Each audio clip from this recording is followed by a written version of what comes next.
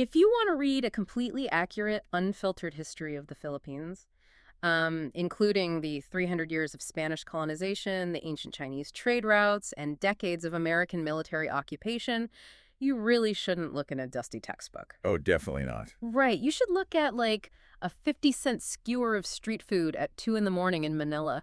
It is, it's the absolute definition of a living archive. I mean, you aren't just observing history from a distance behind some museum glass. You are literally chewing on it.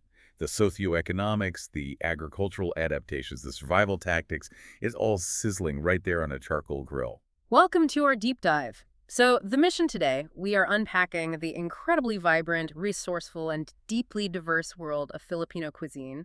And we're doing it specifically for you, the listener. We've got a massive stack of sources today. Yeah, we really covered some ground.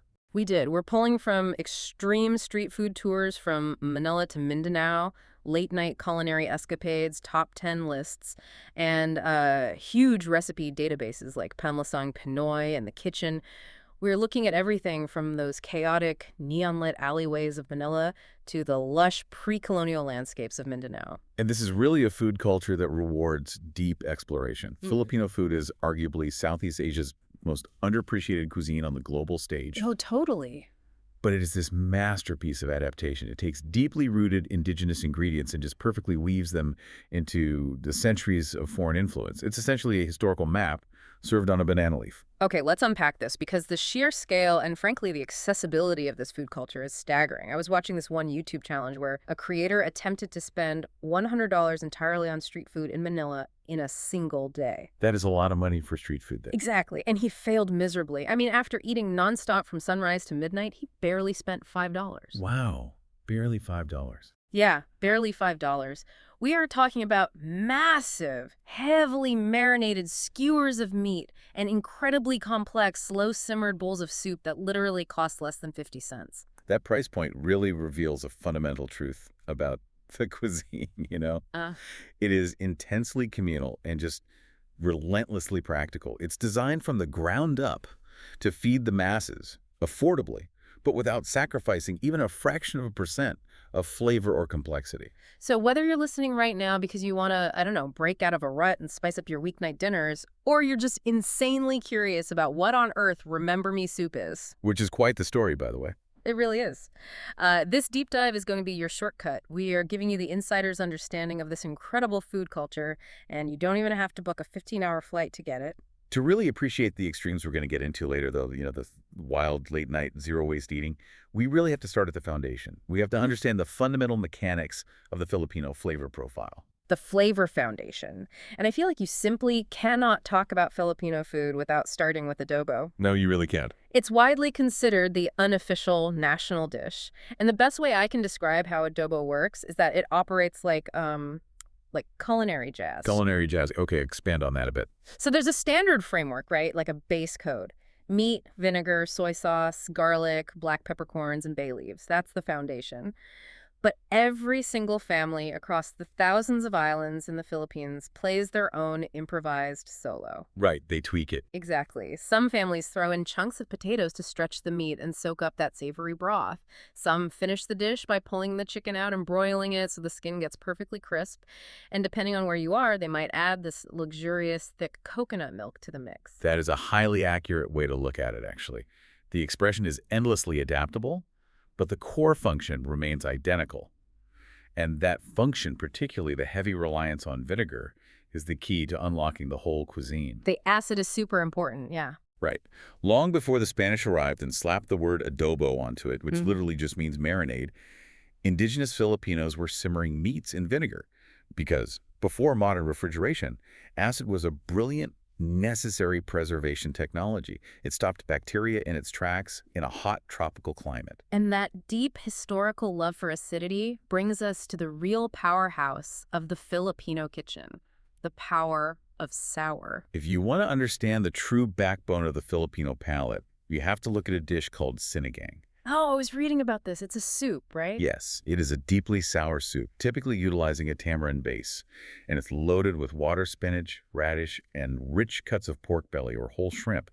And the sourness isn't just some subtle background note or a little accent. Right. It's the absolute star of the show. Hmm. Whether that acid comes from tamarind or from fermented palm vinegar or from calamansi, which is this ubiquitous hyper-tart native citrus fruit, that sharp punch is everywhere. I have to push back on that a little bit, though. Like, why so much acid? Doesn't that mechanically fight the rest of the dish? How do you mean? Well, when I think of a heavy, fatty pork belly stew, I want deep, rich, savory umami flavors. It feels like mouth-puckering sourness would just overpower the meat. It doesn't fight the richness, though. It actually creates a runway for it. Hmm. Think about the environmental context for a second. You are in a hot, fiercely humid, tropical environment. Right. Okay. Eating heavy, fatty, greasy meats in that climate can feel incredibly sluggish and exhausting on the palate.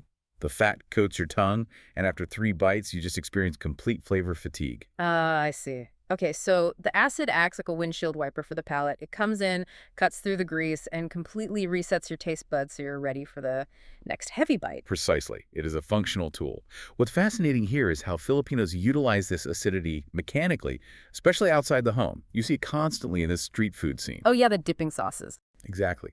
They use these harsh vinegars, often heavily steeped with raw red onions, garlic, and fiery bird's-eye chilies. It acts as a sort of natural deodorant for the food. It masks any gaminess and offcuts of meat and slices straight through the fat. And knowing that the spicy vinegar acts as this ultimate heavy-duty palate cleanser explains exactly how locals can consume the kind of intense, rich foods we see popping up when the sun goes down. Because we're heading into the alleyways of Manila after dark, and things are about to get wild. We're definitely transitioning from the comforting simmer of home kitchens into an absolute masterclass in zero-waste cooking here. The late-night street food scene in Manila is staggering based on the sources we looked at. You have these massive smoky markets popping up on the sidewalks, and it is just endless rows of fried everything carts. That's quite a sight. People are standing shoulder to shoulder eating these little curly skewers, dark rectangular cubes, and even whole deep-fried birds. It looks incredibly chaotic. So what exactly is going on mechanically to make this work? Well, it is the ultimate expression of resourcefulness. For a long time, the economic reality for many working-class people meant that wasting protein simply wasn't an option. You had to use everything. Right. So street vendors developed highly specialized techniques to make every single part of an animal not just edible, but genuinely delicious. Take those curly skewers you mentioned, known as isaw. Right, the eye saw. These are chicken or pork intestines, correct? Yes, and the preparation is extremely rigorous. To make intestines safe and palatable, vendors turn them completely inside out. They scrub them aggressively with coarse salt to remove impurities. Oh, wow. That's a lot of prep. It is. Then they soak them in strong vinegar to kill bacteria and neutralize odors, and then boil them until tender. Only after all of that are they threaded onto skewers in that distinct zigzag pattern and thrown over screaming hot charcoal. So by the time you actually eat it, it's this perfectly smoky, crispy, chewy bite, and then you dip it in that onion vinegar we talked about, and it completely balances out. Exactly. It requires an immense amount of labor to turn an offcut into a delicacy. And then there are the dark rectangular cubes, which are affectionately called Betamax. Because they look exactly like the old chunky black video cassettes from the 1980s. Exactly. Betamax is actually coagulated pig or chicken blood. They let the blood set until it's firm, cut it into those distinct cassette shapes, and grill it. But what really surprised me is that it doesn't taste metallic or irony at all. No, the fire really transforms it. Yeah, the vloggers described it as being incredibly smoky, and vendors often brush it with a sweet, sticky glaze that caramelizes over the fire. And then we have the one-day-old chicks. This is a dish that really tests the boundaries for outsiders, I think. It is exactly what it sounds like. These are day-old male chicks. Because male chicks obviously can't lay eggs, they are culled by the commercial egg farming industry almost immediately. Right, it's an industry byproduct. So rather than throwing them away, the street vendors buy them for pennies, batter them, and deep fry them whole. You eat them in one bite beak, bones, internal organs, and all. And because the bones are so young, they haven't calcified yet, so they just provide a crunchy texture. Again, it highlights a brilliant agricultural supply chain adaptation. The egg farms eliminate waste, the vendors get an incredibly cheap product, and the public gets an affordable, high-protein snack. And amidst all this intense zero-waste eating, there's just such a phenomenal sense of humor on the streets. I mean, everyone is laughing, shouting over the smoke. I was watching one video where a vendor excitedly offered a tourist a gay crab. Wait, a gay crab. I have to hear the context for this. Yeah, the tourist was totally bewildered, but the vendor was just explaining local crab anatomy. So male crabs have a pointed triangular underbelly, female crabs have a wide square underbelly, but this specific crab had an underbelly shaped perfectly like a heart. Oh, what's So it? the street vendors just jokingly designated it the gay crab. It's just this fun, vibrant, welcoming atmosphere at 2 in the morning. That communal high-energy atmosphere is exactly where culinary legends are born. And you really cannot talk about late-night Filipino street food without talking about the reigning champion of zero-waste eating, the legend of sisig. Oh, sicking. This dish is an absolute masterpiece. It is, and we actually have a specific name and date for its modern incarnation. In 1974, in the province of Pampanga, a woman named Lucia Cunanan saw an opportunity. Right, near the military base. Exactly.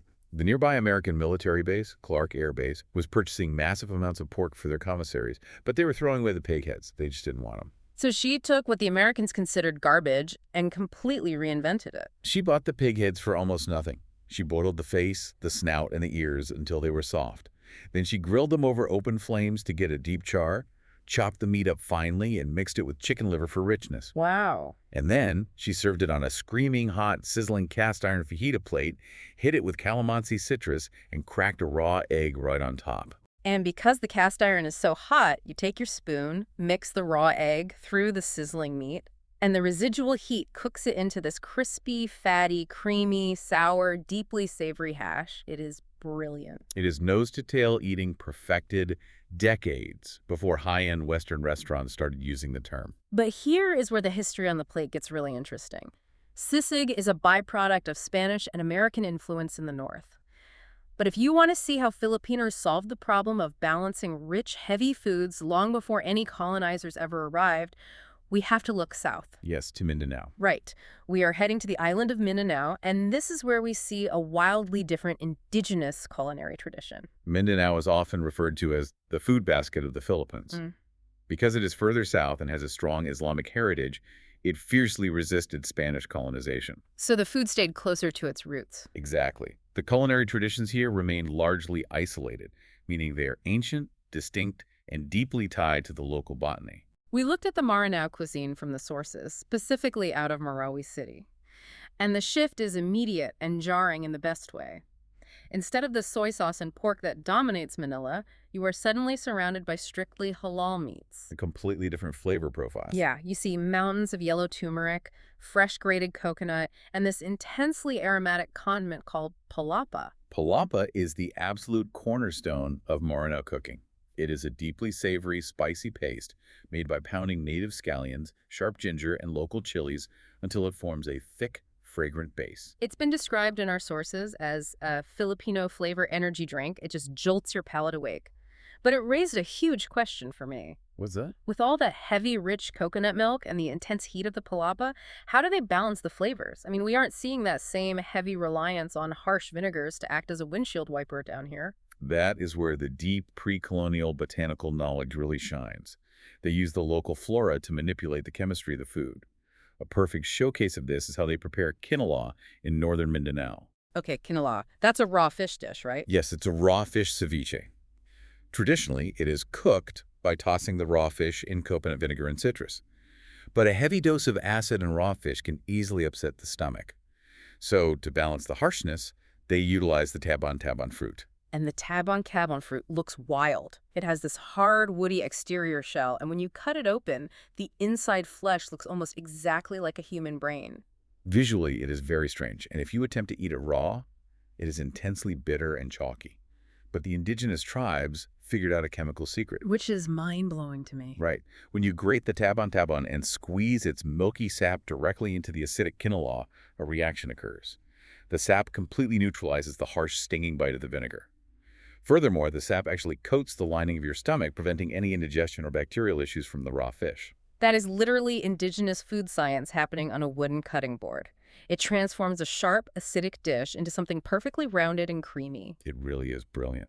And Mindanao doesn't stop there. Down in Zamboanga, there is a tasug dish called tiyula itim. It is a pitch black soup, and it doesn't get that color from squid ink or soy sauce. No, it's much more resourceful than that. They take chunks of fresh coconut meat and throw them directly into white-hot coals until the coconut is completely burnt and smoking. Then they grind that charred, oily ash into a heavy beef broth.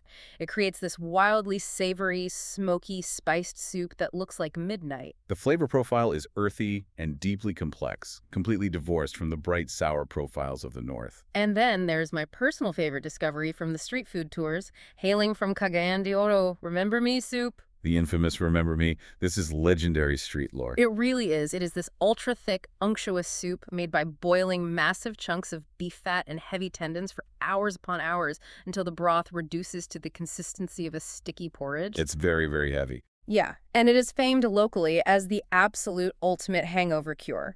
The legend says it is so rich and restorative that it will literally return your memory after a long blackout night of drinking. But the kicker... The secret ingredient. Right. For decades, the original, highly sought-after recipe wasn't made from beef fat at all. It was made from bull penis. While most vendors have transitioned to using standard beef tendons today to meet demand, the legendary name Remember Me stuck. It proves how deeply food lore and street mythology become woven into the everyday fabric of a city. Okay, so we have navigated perfectly sour home cooking. We have braved sizzling pig faces and deep-fried chicks. We've had charred black coconut soup and hangover tendon porridge.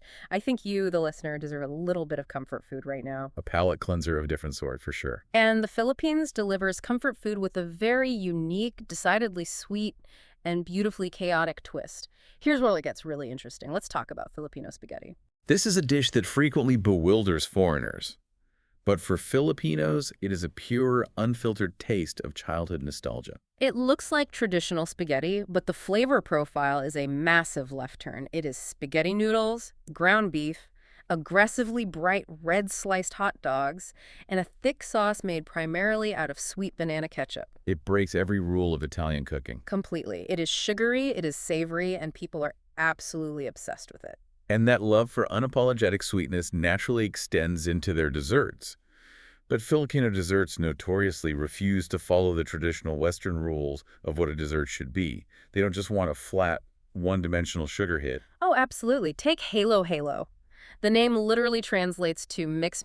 You start with a tall glass filled with shaved ice and evaporated milk, and then you just pile in the most chaotic, unexpected assortment of ingredients. It's a very long list. Sweetened kidney beans, chickpeas, strips of jackfruit, chewy tapioca pearls, a rich slice of egg flan, and top it all off with a massive scoop of vibrant neon purple ube, which is a sweet purple yam ice cream. And the way you eat it is important, too. Right. When it's served to you, you take a long spoon, aggressively mash, and mix it all together into a thick purple slush and eat it. It is a complete textural playground. You are getting the crunch of the ice, the starchiness of the sweet beans, and the tropical chew of the jackfruit, and the dairy richness of the flan and ice cream, all in a single bite. And they love playing with savory, salty elements in their sweets, too, like puto cheese. What classic. Sounds simple. It's a soft, slightly sweet, steamed rice cake topped with a thick slice of sharp, salty cheddar-style cheese. But speaking of steaming, a quick public service announcement for anyone attempting to make this at home. I watched a video of the Caladra sisters trying to make puto cheese from a boxed mix. Ah, yes, a real cautionary tale in kitchen safety. They attempted to steam these sweet rice cakes using a cheap plastic infomercial-style egg steamer, and they set it directly onto a screaming hot electric stove burner. The entire appliance instantly melted down, completely filling their kitchen with toxic burning plastic smoke. They nearly burned their house down just trying to get a sweet rice cake. So maybe leave the steaming to the experts, or at the very least, use a metal pot. Sound advice. But we connect this to the bigger picture, looking past the kitchen disasters. Puto cheese perfectly encapsulates the broader Filipino palate. They don't want just sweet. They want contrast. Exactly. They want sweet, aggressively confronted by sharp, salty cheese. Just like they want the incredibly rich, unctuous, heavy fat of a whole roasted Lechon pig violently cut by a sharp, sweet liver sauce. So what does this all mean for us? It means this is a cuisine built entirely on the mastery of extremes. It is a culinary philosophy of forcing contradictory elements, sweet and salty, rich and acidic, waste and delicacy to harmonize beautifully on a single plate. Which brings us to the end of our incredible journey today. We have traveled from the perfectly balanced, open-source, sweet and sour notes of a home-cooked adobo, straight into the neon-lit alleyways of Manila for incredibly resourceful midnight intestines and blood We cubes. really covered a lot of ground. We ventured deep south into the food basket of Mindanao to taste the smoky, charred, pre-colonial Muslim curries and the stomach-coating science of the taban fruit. And we finished with the sweet, salty, rule-breaking comfort of halo, and puto cheese. It is a cuisine that absolutely refuses to be boring. So here is our call to action for you listening right now. The next time you are trying to figure out what to do for dinner, look up a local Filipino spot in your area. Go in there and push your culinary boundaries. Highly recommend it. Ask the chef if they have the palapa, or specifically ask for the spicy garlic vinegar to dip your food in. Experience that windshield wiper effect on your palate for yourself. And as you do, I want to leave you with something to ponder. We started by talking about history not as a dusty book, but as a living, edible archive. If a culture's entire history can be so vividly tasted in its street food, a place where 300 years of Spanish rule, ancient trade routes with China, heavy American military presence, and brilliant, resourceful indigenous tribes all share space on a single banana leaf, what does the most popular street food in your hometown reveal about the hidden history of the people who settled there? It's never just a quick bite. You're eating history. Until next time, keep exploring.